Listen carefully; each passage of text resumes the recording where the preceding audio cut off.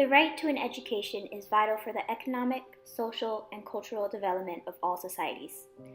An education should be available to every boy and girl all over the world. It leads to a better nation. But in some areas, families live in poverty and go through tough decisions when it comes to getting an education. A few of these tough decisions include how many of their children they can afford to send to school, which child they can send, and how long they can go for.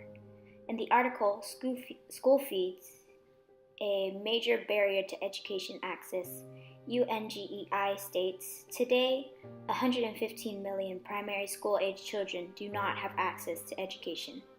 Many more are under the threat of dropping out of school because of low education quality, poverty, health issues, and war. Many foundations have been striving to help the United Nations to achieve universal education, but although aid directed to basic education for low-income countries increased from $1.6 billion in 1999 to $5 billion in 2006, it is still way below the $11 billion needed.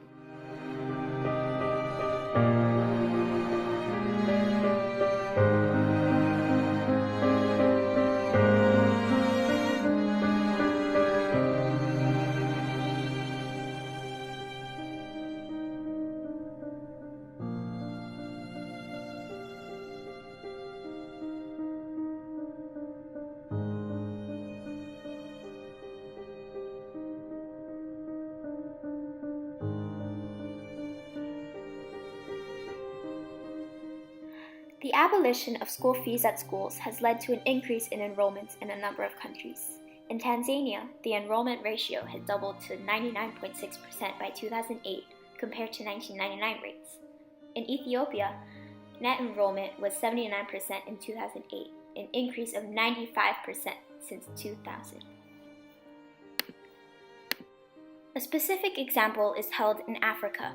When the Kenyan government announced they would stop charging fees for primary school education, just days before the beginning of 2000 school year, teachers and parents were scrambling to find desks and school supplies for 1 million extra students.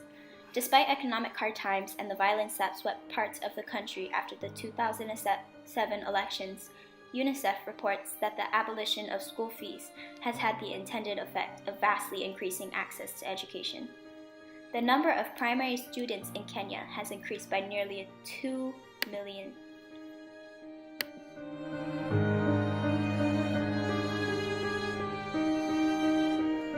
The abolishment of fees for schools does let families save money, but an education also helps provide children with poverty-free futures.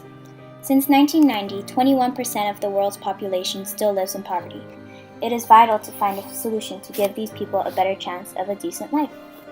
Education is one of the main chances every child has in the world to fulfill a better future. When we abolish school fees, we get more children in schools, acquiring all these skills needed for a better future. For example, if all students in low-income countries left school with basic reading skills, we could get rid of 12% of world poverty. Skills are the key in which education reduces poverty.